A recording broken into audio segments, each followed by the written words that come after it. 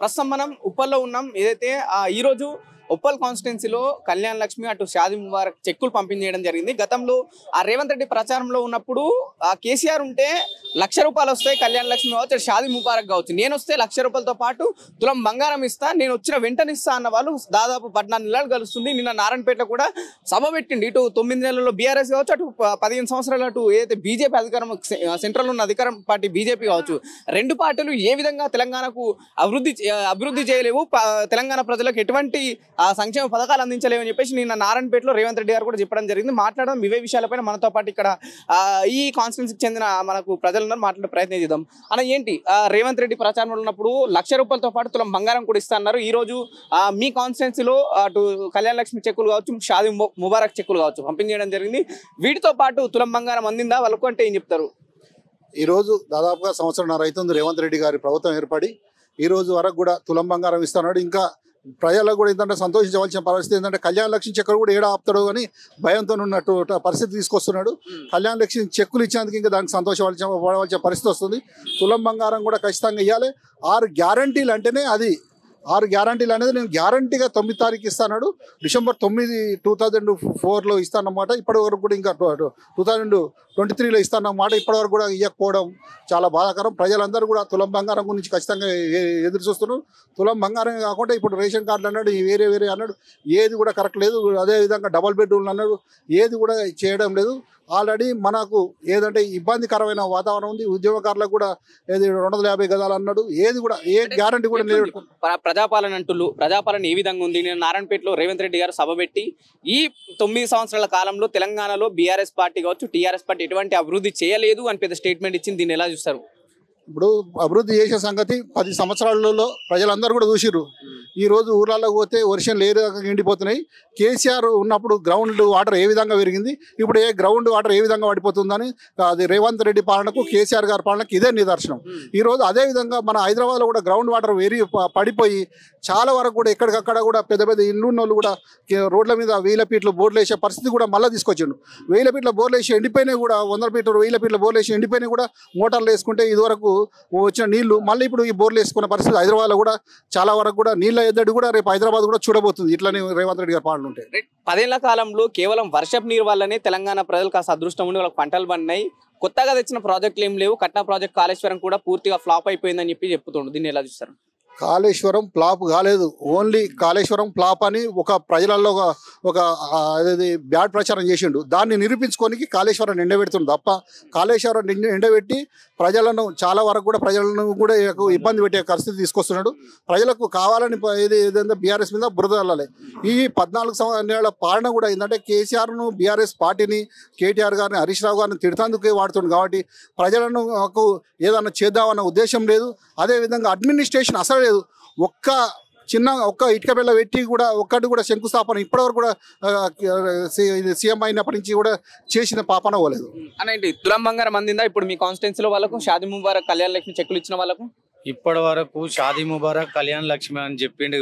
దాంతోపాటు ₹1,00,000 ఇస్తా అని, దాంతోపాటు తులం బంగారం ఇస్తా అని ఎన్నోసార్లు ఎన్నో సభలలో మరీ నొక్కి చెప్పి ఓట్లు వేయించుకొని ఈరోజు మన వ్యవస్థ తెలంగాణని ఏ వ్యవస్థకు తీసుకొచ్చిరో మీరు చూస్తున్నారు. ఈరోజు ప్రజాపాలనలో తెలంగాణ ఇక్కడ బాగుపడుతుందండి. వాళ్ళు ఎన్నో ఏళ్ళ సంది కష్టపడి చిన్న గుడిసెలు, చిన్న ఇల్లు నిర్మాణించుకుంటే హైడ్రా పేరుతో ఉన్న ఇల్లులన్నీ కూలగొట్టి ఈరోజు తెలంగాణని మొత్తం మనం ఏ స్థాయిలో ఉండే కేసీఆర్ సార్ ఉన్నప్పుడు ఈరోజు ఏ స్థాయిలో ఉందో ప్రజలు అందరూ గమనిస్తూనే ఉన్నారు.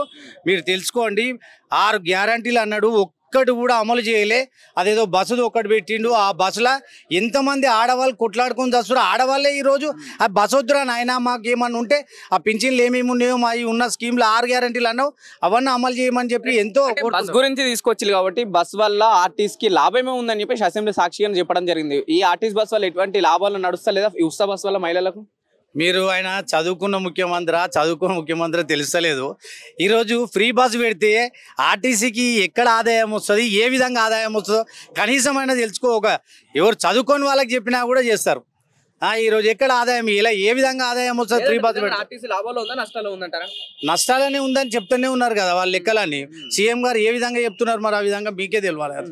రైట్. 6 గ్యారెంటీ ఎట్లా చూస్తారు? సిటీలో ఎక్కువ శాతం మంది సెటిలర్స్ ఉన్నారు కదా, సెటిలర్స్ కి ఈ రేషన్ కార్డుల విషయంలో ఏమైనా ఇబ్బందులు అవుతున్నాయా? చాలా ఎన్నిసార్లు అప్లికేషన్లు తీసుకుంటారండి. వాళ్ళ అప్లికేషన్ల కోసము తిరగలేక వాళ్ళు పని చేసుకోవాలన్నా ఈ అప్లికేషన్లు ఇచ్చుకుంటా ఎన్నిసార్లు అప్లికేషన్లు ఇచ్చినా ఆ అప్లికేషన్లు అవి ఆచరణకు వస్తున్నాయా లేకుండా మూలకు పడేస్తురా అధికారులకు తెలియాలి. లేదా ప్రజాపాలన దరఖాస్తులు తీసుకుంటలే ఎక్కడ తీసుకుంటున్నారు? ఒక దరఖాస్తు కోసం 50 రూపాయలు అని చెప్పేస్తే అక్కడ పోతే 2000 రూపాయలు వసూలు చేస్తున్న సంగతులు కూడా మీరు పేపర్లో చూసినట్టు తెలుస్తున్నది. మీరు అందరూ తెలుసుకోండి కావాలంటే. ఎంతో ఇబ్బంది పెడుతున్నారు వాడు దరఖాస్తు. వాళ్ళకి ఏదో ఆశ చూపి ఇలాగే వాళ్ళని తిప్పి తిప్పి తిప్పి ఏదో ఒకటి స్కీమ్ పెడుతున్నామంటాడు. అప్లికేషన్ అంటే ఎన్ని అప్లికేషన్లు ఇస్తారండి? ఎన్నిసార్లు ఇస్తారు? ఒకసారి అప్లికేషన్ అనేది ఒకసారి తీసుకుంటే అన్నిటికీ వర్తిస్తుంది కదా. ఎన్నిసార్లు ఇస్తారు అప్లికేషన్? ఎలక్షన్ కాగానే మొదట్లోనే అప్లికేషన్లు రేషన్ కార్డులని ఓటర్ అని అదని అప్లికేషన్ అన్నిటికీ ఒక ఫామ్ తీసుకున్నారు.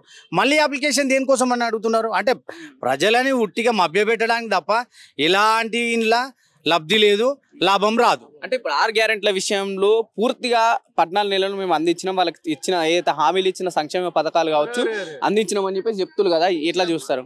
అదేనండి, సంక్షేమ పథకాలు ఎక్కడ అందినాయి? ఈరోజు రైతులు ఎంత ఆందోళన చేస్తున్నారు. నిన్న మీరు చూసినట్టు అయితే పేపర్ల హెడ్లైన్స్లో వచ్చింది కాదు, గాంధీ భవన్ దగ్గర రైతు బంధు ఇచ్చి రైతు బీమా ఇచ్చే వరకు నేను ఇక్కడికి జరగనని చెప్పేసి మీకు హెడ్లైన్స్లో పేపర్లలోనే వచ్చింది. అన్ని పేపర్లలో చూస్తున్నారు కదా. ఎవరికి కాలేదబ్బా, 40% కూడా అవ్వలేదు. మీరు లెక్కలు ఆయన చెప్తా ఉన్నాడు, అందరికి తెలిసిన లెక్కలే. ఈవెన్ ఈడ కూడా మేము రైతులం ఉన్నాం, ఎవరికి రాలేదు రైతులకి ఇక్కడ. బీసీ కులగణన విషయంలో బీసీలని తక్కువ శాతం చూపించడాన్ని.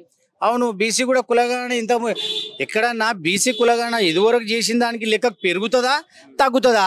మరి ఎలా తగ్గించి చూపించారో అది కూడా మీరు గమనించాలి.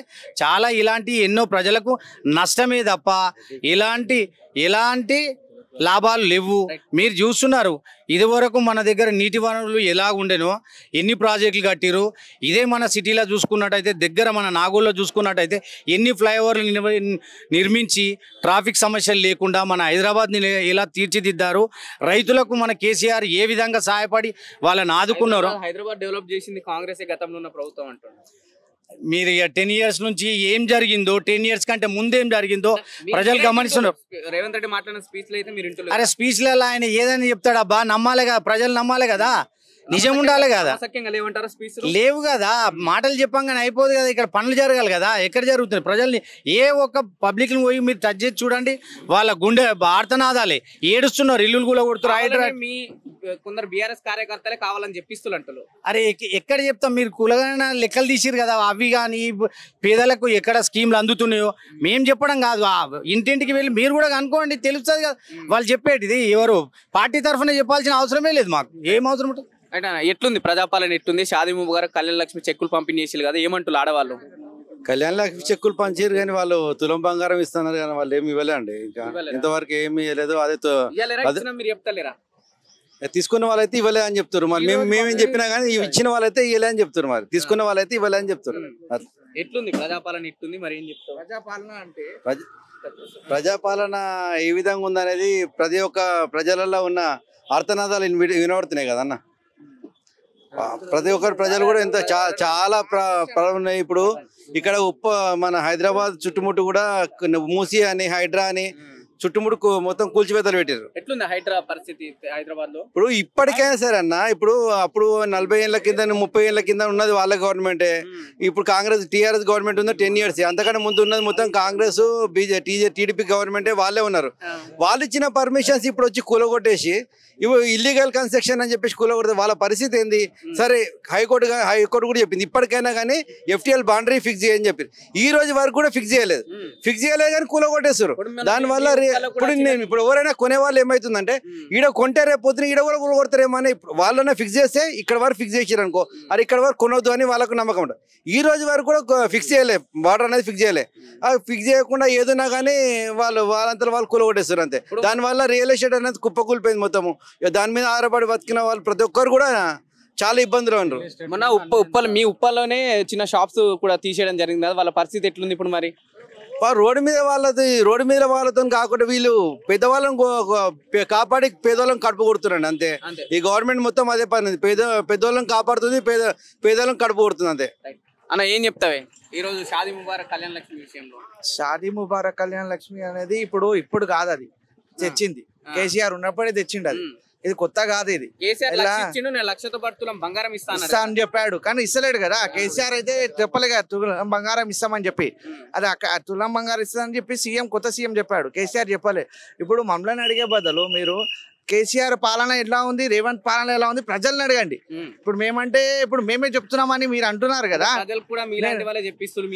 అదే అందుకే మీరు మీరే మీడియా త్రూ ప్రజల్లోకి వెళ్ళి మీరు 10 years అప్పుడే పాలన ఎట్లుంది, ఇప్పుడు ఎట్లుంది, ఏం అందుతున్నాయి, ఏం అందుతలేవు, ఏం ప్రాబ్లం అని తెలుసుకొని మీరే చెప్పండి. అదొకటే చెప్పగలుగుతున్నాను నేను మీడియాకి, అంతే. ఆర్ గ్యారంటీ లేదా ఫెయిల్, అంతే. ఒక్కటి కూడా ఒక ఫ్రీ బస్ అనేది ఇప్పుడు 6 గ్యారంటీలలో 13 హామీలలో ఒకటి ఫ్రీ బస్ ఒకటే అయింది, ఇంతవరకు ఏది కాలేదు. దాని బదులు అది మహిళలే కొట్టుకుంటారు అని, దాని బదులు నెలకు ఇస్తాను 2500 ఇస్తే మేము పోయినప్పుడు బస్సు పోతాం కదా, మాకు ఈ ఫ్రీ బస్ ఏం అవసరమో అని అంటారు అందరు. ఏం కిరాయి తగ్గించిండు, ఎవరు తగ్గి ఫ్రీ బస్? నేను అదే అంటాను సార్. ఇప్పుడు ఫ్రీ బస్ అనేది నేనేమన్నానంటే రేవంత్ రెడ్డి ఎప్పుడన్నా ఇంట్లో ఆడవాళ్ళు ఊరికి వెళ్ళాలని ఇట్లా వెళ్ళాలంటే ఇంటి పైసలు అడుకోవాలి, ఇప్పుడు ఆ బాధ తప్పించిన అంటుండు. ఇప్పుడు వాళ్ళకి అదే 2500 ఇస్తున్నారు కదా సార్, అదే 2500 వాళ్ళ ఇష్టం పోదాం అనుకుని అలా టికెట్ పెట్టుకొని పోతారు కదా. ఈ ఫ్రీ బస్ ఎందుకు? ఫ్రీ బస్ అనేది ఇప్పుడు ఇంట్లో ఇప్పుడు నేనే ఉన్నా, ఇప్పుడు ఇంట్లో మనకు చెప్పకుండా పోతారా? మనతో పాటు పోతారా? ఒక్కతో పోతారా ఎవరైనా? ఇప్పుడు మీ ఇంట్లో వాళ్ళు లేడీసే చెప్తారు కండి, ఆయన లేదు నేను ఎందుకు పోతా అండి అని అంటారు. అంటే ఆయనకేమో టికెట్ డబుల్ టికెట్ వేసి నాకు సింగల్ ఫ్రీగా పెట్టింది, అది కరెక్ట్ ఏమన్నా చెప్పండి? ఫ్రీ బస్ అసలు సిటీలో కరెక్ట్ ఎక్కువ శాతం అయితే ఈ సిటీలో లేదు సార్. ఆడోళ్ళకి అంత అవసరం లేదు. జాబ్ హోల్డర్స్ కూడా ఎవరు కూడా ఇప్పుడు మెట్రో పడిపోయింది, దానివల్ల ఆటోలు పడిపోయినాయి. దానివల్ల మన ఇప్పుడు ఎవరైనా పోదాం అనుకున్న వాళ్ళు ఎవరైనా టికెట్ కొనుక్కుంటూ పోతే వాళ్ళకి మర్యాద వాళ్ళే చెప్తారు డైరెక్ట్. లేడీస్ కూడా మాకు ఇంత ముందుకు ప్రతి ఒక్కరు మర్యాద ఇచ్చి సీట్ ఇస్తుండే, ఇప్పుడు వచ్చిన వాళ్ళు కూడా లేస్తలేరు అసలు. దానివల్ల ఫ్రీ బస్ అనేసరికి వాళ్ళకు చులకనగా చూస్తున్నారు మమ్మల్ని, మాకు ఆత్మాభిమానం దెబ్బతింటుందని చెప్తున్నారు. ఇప్పుడు తెలంగాణ రాష్ట్రం ఏర్పడిన తర్వాత 10 ఏళ్లలో ఆర్టీసీకి టికెట్ పెట్టే నడిచి ఆడవాళ్ళు అయితే, ఇప్పుడు ఫ్రీ బస్ పెట్టడం వల్ల గత 10 ఏళ్లలో లేని లాభాలు ఇప్పుడు లాభాల్లో నడుస్తుంది ఆర్టీసీ అంటుంది. ఇప్పుడే మా అన్న చెప్పిండు, ముఖ్యమంత్రి గారు ఎంతవరకు చదువుకొని చెప్తున్నారు. ఎవరైనా ఫ్రీ బస్ పెడితే ఇన్కమ్ పెరుగుతుందా ఇన్కమ్ తగ్గుతుందా అని మాకు కూడా తెలియదు. అది ఇక అది అదే సార్, నేను అదే అంటున్నా. వాళ్ళ లెక్కలు ఏమో తెలియదు, వాళ్ళ లెక్కలు చాలా పెద్దలు, వాళ్ళ లెక్కలంతా మనకు తెలియదు. మాకు తెలిసినది మనకైతే మాకున్న నాలెడ్జ్ ప్రకారం అయితే తగ్గుతానే అనుకుంటాం మేమైతే. అట్లా అన్న ఏం చెప్తావు ప్రజాపాలన గురించి? తెలంగాణ రాష్ట్రం ఏర్పడిన తర్వాత సీఎం కేసీఆర్ గారు చేసిన అభివృద్ధి తప్ప ఇప్పటి వరకు 1 రూపాయి కూడా మనకి పబ్లిక్ కి ఎటువంటి లేదు. రుణమాఫీ ఒక 50,000 వరకు అయింది, అంటే ఒక 50,000 లక్ష రూపాయల వరకే. 2 లక్షల రుణమాఫీ అయిందా? కాలేదు. ప్రజల ఒక 6 గ్యారంటీలలో ఒక బస్సు ఫ్రీ, మహిళలకు బస్సు ఫ్రీ తప్ప, అది కూడా గవర్నమెంట్ కి గండి తప్ప 1 రూపాయి ఆమ్దాన్ లేదు దానివల్ల. ఇంకొకటి జీరో బిల్ అని చెప్పిన కరెంట్ ద్వారా, జీరో బిల్ కూడా 1,00,000 మందిలా 1,000 మందికి రావచ్చు. మీతో ఏం కావాలి? కిరాయిలకు ఇస్తా అని చెప్పిండ్రు, ఇంటి ఓనర్లకు ఇస్తా అని చెప్పిండ్రు, ఎవరికి రాలేదు. అది పోయింది. కళ్యాణ లక్ష్మి తులం బంగారం అని చెప్పిండ్రు. కళ్యాణ లక్ష్మి పథకం వాళ్ళు తెచ్చిరండి, సీఎం కేసీఆర్ గారు తెచ్చిన. అప్పట్లో తెలంగాణ ప్రభుత్వంలో ఉన్నప్పుడు టీఆర్ఎస్ ప్రభుత్వం తెచ్చిన 1,00,000 రూపాయల కళ్యాణ లక్ష్మి తప్ప ఇన్నిచ్చింది ఏం కొత్తగా? తులం బంగారం చెప్పిండు, గ్రామ్ గుడిలే. కళ్యాణ లక్ష్మి గురించి ఇంతకుముందు మీ ముందర చెక్కులు పంచారు కదా, మరి ఆడవాళ్ళు ఏమంటారు, ఏం చెప్తారు? మీరు అడుగుతారండి. ఇప్పుడు మాకు 1,00,000 రూపాయలు చెక్ ఇచ్చారండి, మంగళం ఆడితే ఎక్కడ గుంజుకుంటారు మా చెక్కులు? మళ్ళీ ఈ 1,00,000 రూపాయలు కూడా గుంజుకుంటారేమని చెప్పి అడుగుతలేరు వాళ్ళు. ఏం చేస్తారు? పబ్లిక్ లో అది ఒకటి ఉంది. ఉన్న బంగారం కాదు, బంగారం బావడేమో, ఉన్న 1,00,000 రూపాయలు పోతే మళ్ళీ అడిగితే అదొక ప్రాబ్లం ఉంది. ఇంకొకటి మహిళలకు 2,000 ఇస్తా అని చెప్పిండ్రు, 2 రూపాయలు కూడా ఇవ్వలేదండి. 2,000 20 రూపాయలు కూడా ఇవ్వలేదు. ఇక్కడ చూసినాం. ఇప్పుడు ఎన్ని సీట్లు వచ్చినాయండి ఢిల్లీలో? 0. కాంగ్రెస్ కి ఏం వచ్చినాయి? 0. ఎన్ని స్టేట్లలో ఇప్పుడు 0 వచ్చినాయి. నెక్స్ట్ బెంగళూరు అట్నే అవుతుంది. ఇప్పుడు జిహెచ్ఎంసీ ఎలక్షన్స్ వస్తున్నాయి, మన స్థానిక ఎన్నికలు వస్తున్నాయి, దాంట్లో 0 0 వస్తుంది, గుండు 0 అంతే అయితే తప్ప. గుంపు మేస్త్రి అనే మాట తప్పు, ఎందుకంటే ఆ మేస్త్రి పని చేస్తాడు, అది కూడా పని చేస్తలేడు.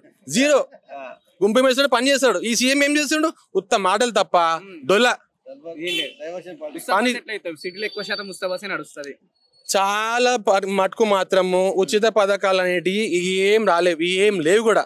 ఈ ప్రభుత్వం చేసింది 0. మొన్న పాత ప్రభుత్వం చేసిన పథకాలే నడుస్తున్నాయి తప్ప ఇప్పటికి కూడా శంకుస్థాపనలు ఎవరు చేసినండి? పాత శంకుస్థాపనలు. మొన్న ఫ్లైఓవర్ ఓపెన్ అయింది, అది ఎవరు చేసిరండి? ఎప్పుడు చేసిరండి? అది జాబులు తీయమనండి. ఎంత చేసిరో? ఎంత మా తెలంగాణ ప్రభుత్వం ఉన్నప్పుడు ఎన్ని జాబులు ఇచ్చిండ్రు? కాంగ్రెస్ ప్రభుత్వం వచ్చిన ఎన్ని జాబులు వచ్చినాయి?